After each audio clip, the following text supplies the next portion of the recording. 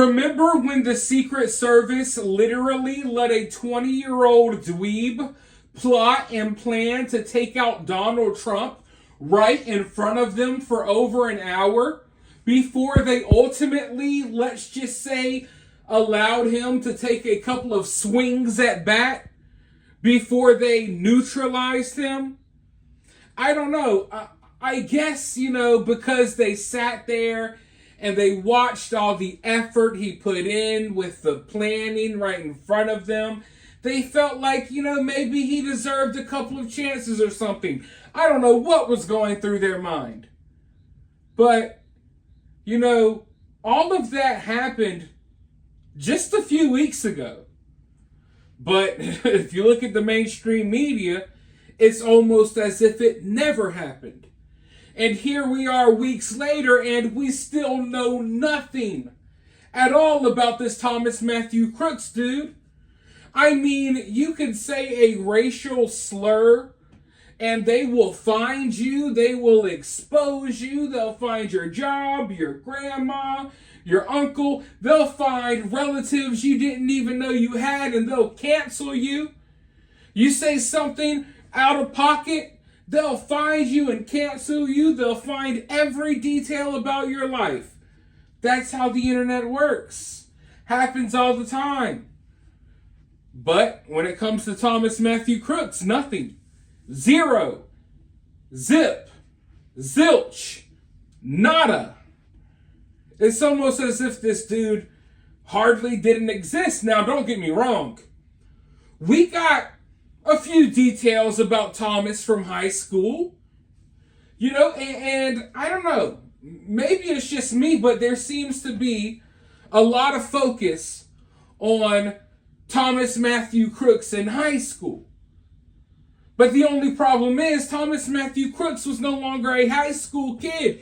He had been out of high school for a couple of years. But for some reason, there's like this centralized focus. It's like they want us to focus on his high school years, and they don't want us to question his current years. Like, you know what I'm saying, folks? Have you guys not noticed that? Every detail you know about Thomas Crooks is a detail about Thomas Crooks from a few years ago when he was in high school. Now, listen, I get it. You want to know details about someone from high school when they do something like this.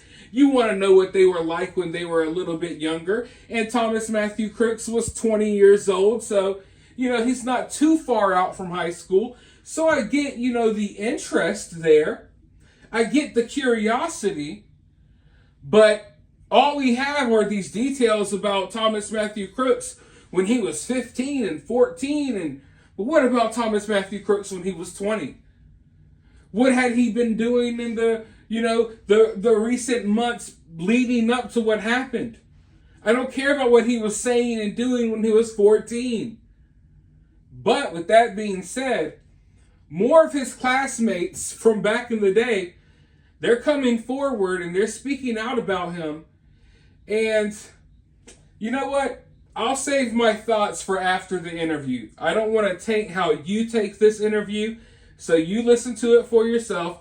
Let me know what you think below as you listen, and then I'll be right back and I'll let you know what I think as well. What was he into? Like, what were his interests, or what could you tell were his interests?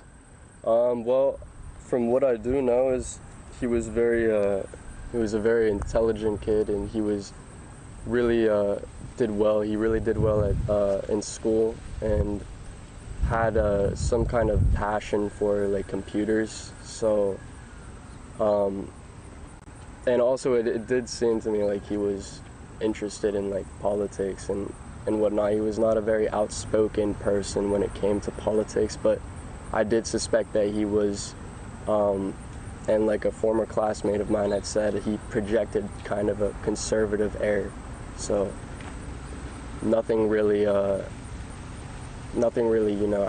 outspoken in that regard. Any sports or sports interests? I'm not sure about him doing sports, but what I do know is that he tried out for the rifle team from just talking with some of my friends who we had mutual relations with Tom. He didn't make it onto the rifle team. From what I've heard, he was just not a good shot. Not a good shot. Yeah, not a good shot, and just not following. Didn't really seem like he was a safe fit, according to the director of the rifle team. What does that mean? Not a safe fit, or what was your interpretation of that? Well, just what I've read is that that he shot in the. I don't exactly know how the range works in the rifle team, but there's targets, and he from a first booth that he was stationed at, he shot, and apparently the bullet went all the way to the other end of the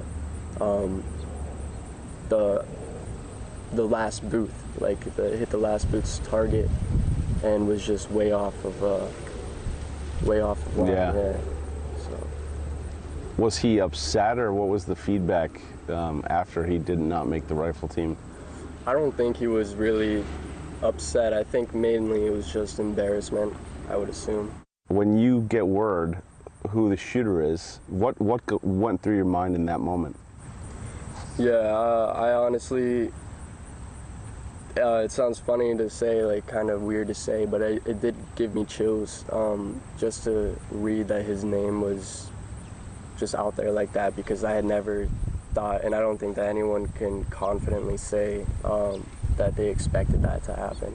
The FBI has still said we can't figure out a motive. What would you guess would have been his motive?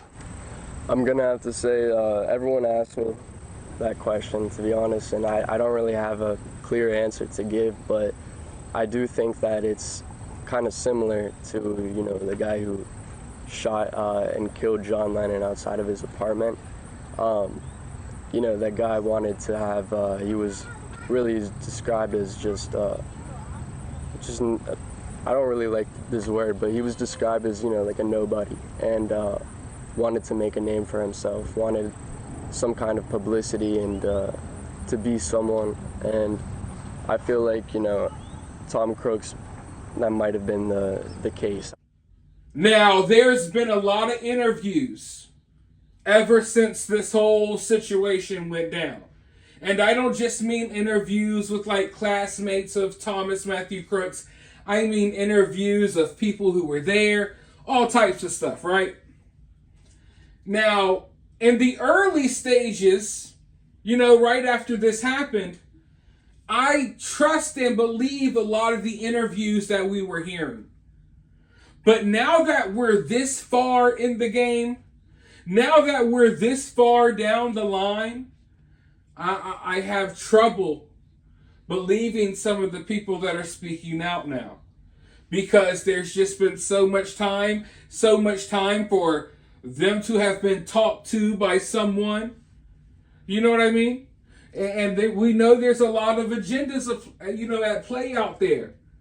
So, yeah, I trust what people were saying, the day when it happened, the day after it happened, but I'm not going to trust anyone. I'm basically not going to just trust everything that comes out of someone's mouth now, weeks down the line, especially after we've watched them lie and change the details.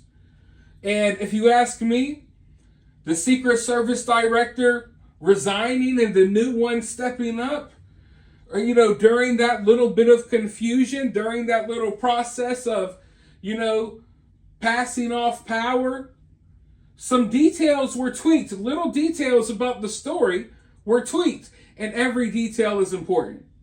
So all I'm saying is right now, when it comes to some of these people speaking out, I'm looking at it in a different light than I was a couple of weeks ago after this happened. Because too much time has passed.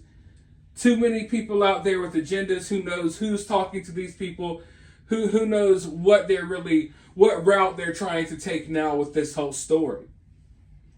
But also, just like I was saying earlier, okay, we get it. We get what Thomas Matthew Crooks was like in high school. We get that he tried to join the rifle club or whatever. We know, we've heard the details, we've read the articles. Okay? What the hell was Thomas Matthew Crooks doing lately?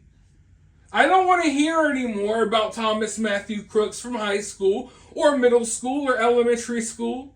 I don't want to hear about Thomas Matthew Crooks from, freaking kindergarten or daycare. I want to know what he was doing ever since graduation. How about that? Let's start there.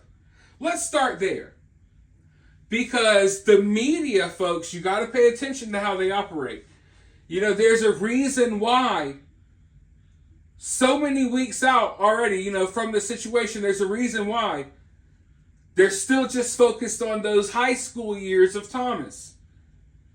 And, they can create interesting stories out of how he acted, but it's starting to feel like a distraction from the current Thomas Matthew Crooks. And I want to know why that is. Why are y'all so focused on the high school Thomas? Is there something about the current Thomas that y'all don't want us to know? Are you going extra hard, diving extra hard, trying to interview every classmate he's ever had in his life, instead of interviewing people who hang out with him, know him, or work with him now? You know what I mean? Like, here's Thomas Matthew Crooks' best friend from the first grade. They haven't talked in 15 years, but here he is, right? But what about the person who, sees Thomas Matthew Crooks on a daily basis? What about the people who he hangs out with? And even if he's a loner, I guarantee you the guy has one friend. He has someone he's talking to, even if it's an internet friend. Where's all of these people? You know what I mean?